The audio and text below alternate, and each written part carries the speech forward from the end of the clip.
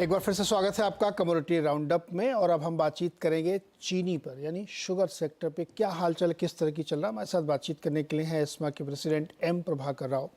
और इस्मा को अब चीनी उत्पादन और एथनॉल में डाइवर्जन की कितनी उम्मीद है? प्रभाकर जी, ये क्वेश्चन लगातार हम लोगों के दिमाग में चलता रहता है कि चूँकि एथनॉल एक बड़े पैमाने बना, कंपनीज़ की बुक्स अच्छी हुई, उनको बहुत फ़ायदा हुआ, नए प्लांट लगने शुरू हुए, लेकिन अचानक से बीच में कुछ रिस्ट्रिक्शंस आए। लेकिन उम्मीद नहीं छोड़नी चाहिए। तो इस साल किस तरीके के डाइवर्जन की उम्मीद है और कितना स्टॉक है अभी?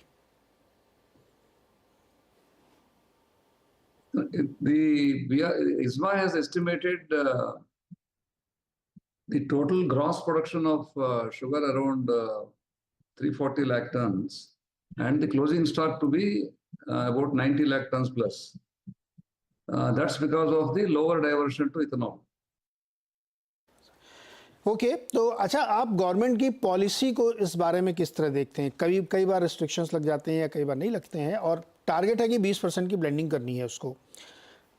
किस तरह से ये पूरा होगा? क्या गवर्नमेंट, इंडस्ट्री और पेट्रोलियम कंपनीज तैयार हैं इसके लिए? ISMA is confident of meeting the ethanol supply requirement. हम शुगर इंडस्ट्री से जो करना चाहिए वो, अगर 20% ब्लेंडिंग के लिए लगभग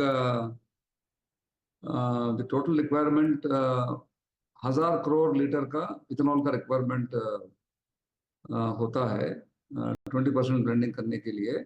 उसमें से 55% शुगर इंडस्ट्री से नीति आयोग ने प्लानिंग किया था।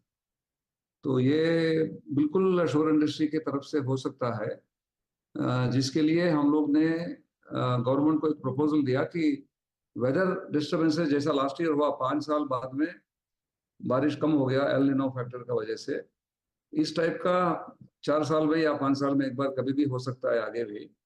तो ऐसा फ्लक्चुएशंस को रोकने के लिए sugar stabilisation, sugar cane production stabilisation करने के लिए हम लोग ने एक national mission on sugar cane एक प्रस्ताव दिया।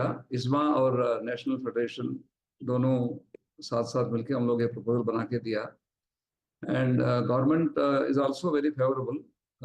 हम लोग को पूरा विश्वास है कि इसका ऊपर गवर्नमेंट एक्शन लेगी और जिसका वजह से किसान को फायदा होगा। सबसे पहले गन्ना उगाने वाले किसान को प्रोडक्शन का जो फ्लक्चुएशन हो रहा है आजकल, वो ये फ्लक्चुएशन आने वाले दिनों में नहीं हो सकता है, जिससे किसान का जो इनकम है वो स्टेबल रहेगा और इंडस्ट्री को continuous supply of sugar cane भी इंडस्ट्री को मिलेगा। ओके, तो ये स्कीम हम लोग अभी सबमिट किया है। We are hopeful that this will be acted upon by the government.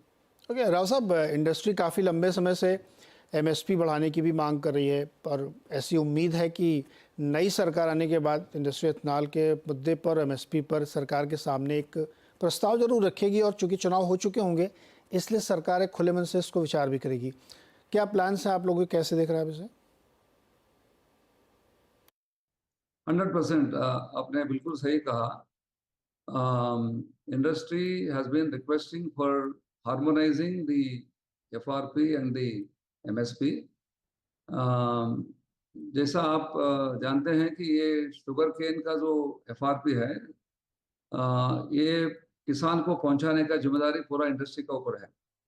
बाकी फसल में जैसा चावल या गेहूं, बाकी फसल में तो सरकार की एजेंसीज ये सब काम करती है, जैसा एफसीआई हुआ या इन सम अदर स्टेट्स मार्केट वगैरह, या एमएसपी किसान को पहुंचाने का काम करते हैं। लेकिन sugar industry, cooperative and private both, we are doing this responsibility on behalf of the government. Therefore, the MSP, unless it is linked to the FRP of the sugarcane, the industry may not be in a position to pay the farmers on time and pay in full, on time and full. So therefore, this becomes very important to connect the FRP and MSP. इसके बारे में हम लोग कई बार पहले भी हम लोग रिप्रेजेंटेशन दे चुके हैं और अभी भी दिया हम लोग। So we are hopeful that this will be implemented. So that in the future this continues. We are estimating that अभी FRP जो शुगर केन का 340 अनाउंस हुआ आने वाले साल के लिए, तो इसका वजह से करीब 1,20,000 करोड़ का पेमेंट किसान के पास जाएगा इंडस्ट्री के द्वारा। और ये सब करने के लिए पॉलिसी करेक्शंस का बहुत जरूरी है and we are hopeful that it will be done. Okay Prabhakar sir, बहुत बहुत शुक्रिया हमारे साथ जुड़ने के लिए और विस्तार से बातचीत करने के लिए। और इसी के साथ कमोडिटी राउंड